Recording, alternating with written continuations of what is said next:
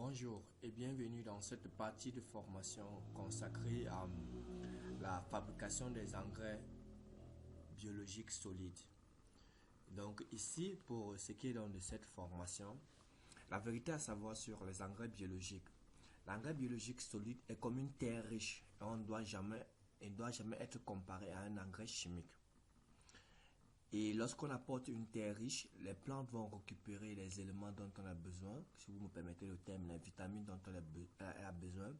Et maintenant, le reste pourra rester au sol pour d'autres cultures. Maintenant, l'engrais biologique solide ne se limite pas uniquement au compost. Il y a plusieurs autres formes d'engrais solides tels que le biochar, le bokashi ou le janda manure. Il y en a beaucoup. Et l'avantage, par exemple, avec cela, c'est que dans cette formation, nous allons vous montrer un certain nombre d'engrais faciles à pouvoir mettre en place, faciles à pouvoir fabriquer et disponibles à court terme. Parce que nous avons des composts, c'est vrai, mais parfois le compost présente aussi l'inconvénient du temps et puis parfois la quantité n'est pas suffisante. Pour les zones sahéliennes, c'est 6 mois. Pour des zones où il fait moins chaud, c'est 12 mois. Donc,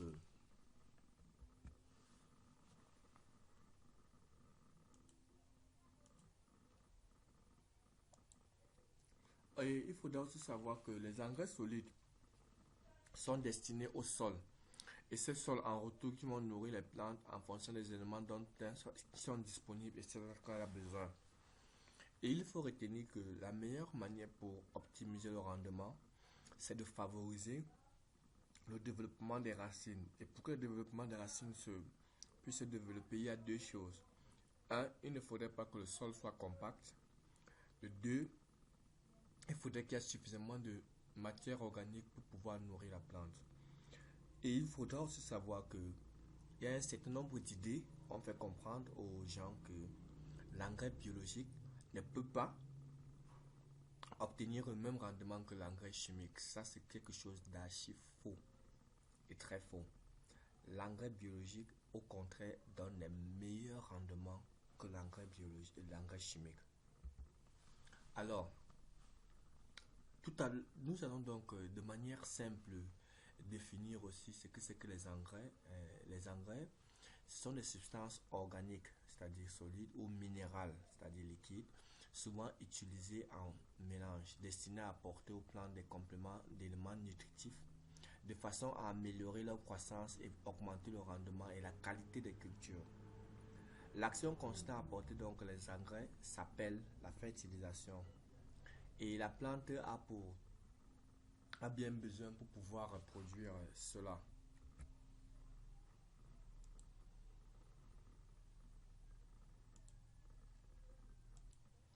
Ok.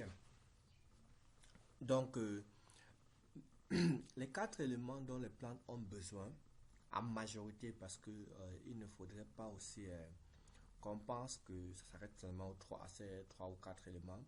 L'azote, le phosphore et le potassium sont les trois éléments dont ils consomment en majorité et l'oxygène.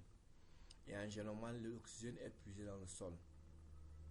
Et les trois autres principaux éléments sont bons pour son développement parce que l'azote permet le développement des feuilles, le phosphore, le potassium permet le développement des fruits et le grossissement des tubercules ou bien des fruits.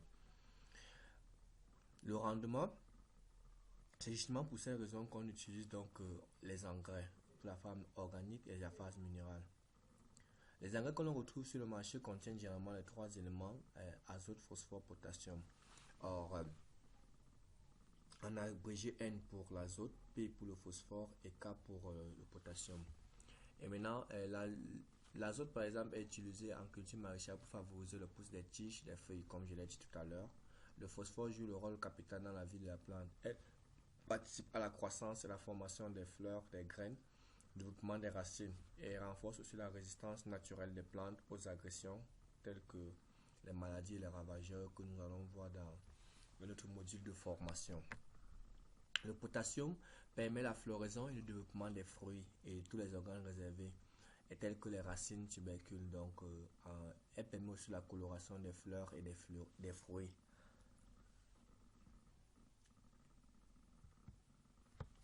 Alors, maintenant, les engrais se fabriquent avec ces trois éléments essentiels. Bon, les bourses de vache qui représentent la moitié. Donc, ici, nous allons donc parler de la fabrication donc de ces engrais.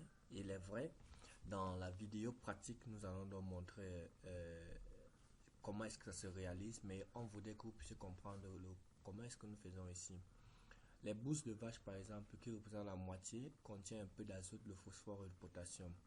La sangle contient le phosphore et le potassium. Les feuilles de marguerite, Glyricidia ou le senna, ou toute autre feuille de légumineuse, pois d'Angole, niébé, sont riches en azote.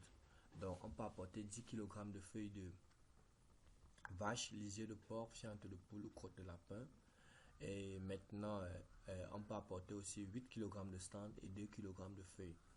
Voici par exemple une recette qui permet de pouvoir fabriquer donc les engrais solides et nous allons voir la vidéo pratique.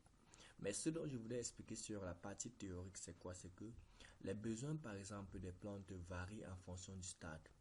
Lorsque la plante est petite, elle est jeune, elle a besoin de beaucoup d'azote. C'est pour cette raison que si dans notre composition on apporte des bourses de vache, on apporte des feuilles de marguerite ou bien des feuilles de légumineuses, cela va augmenter donc la quantité d'apport en azote dans l'élément. Et si on apporte un peu de cendre, c'est à cette période-là. Par contre, toutes les plantes avant la floraison, ils ont besoin de beaucoup de phosphore et potassium, raison pour laquelle on peut leur apporter dans la cendre à ce niveau. Maintenant, comme on a dit, quand la plante commence à donner des fruits, elle a besoin de beaucoup de cendre, c'est pour ça qu'on apporte beaucoup. Et maintenant, pour les pépinières, elles ont besoin de beaucoup développer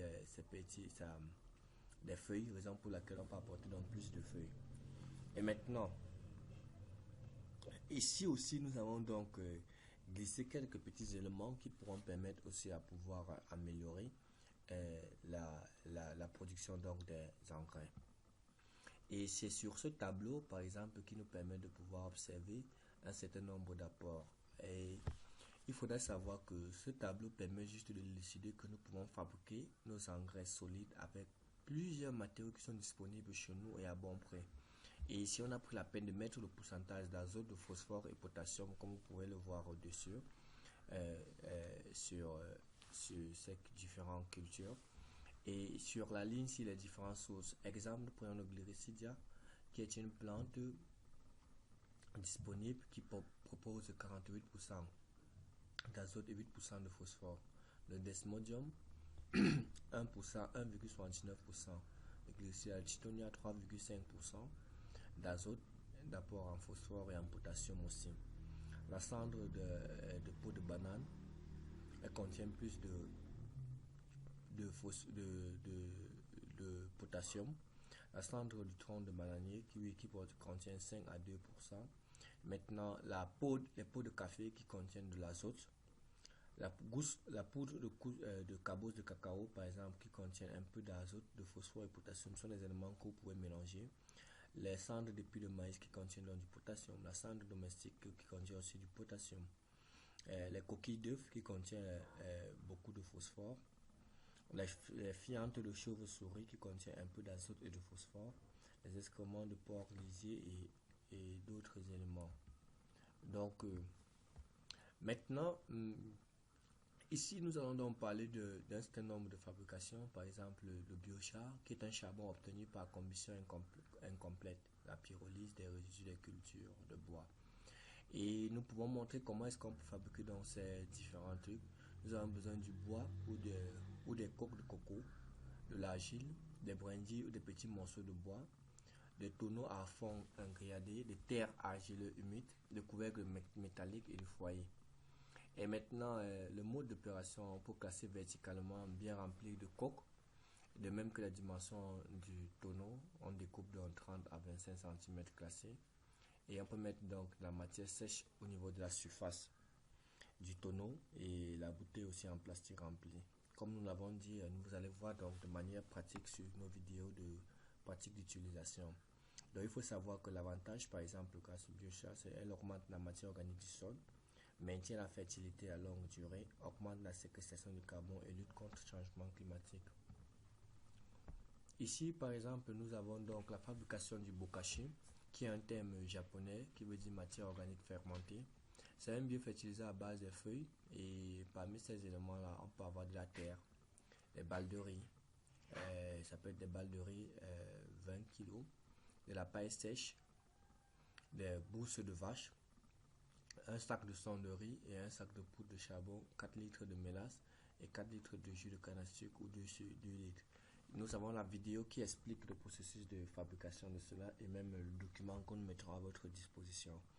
Donc je ne vais pas m'attarder ici là sur l'explication des éléments, mais il faudrait savoir que ce bokashi permet donc d'obtenir facilement des engrais liquides à faible coût.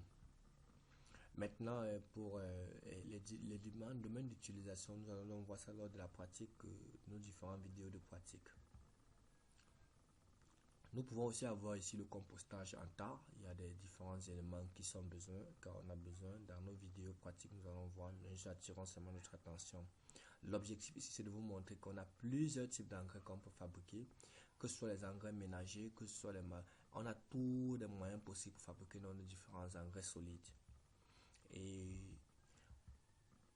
nous vous remercions déjà pour votre attention par rapport à notre vidéo. Et nous espérons que ces petites explications-là ont pu vous éclairer par rapport à la fabrication de ces engrais. Je vous prie de regarder la partie pratique de nos différentes vidéos qui vont vous montrer les éléments importants pour la fabrication. Ici, c'était juste vous montrer, de comprendre le pourquoi d'un certain nombre d'éléments.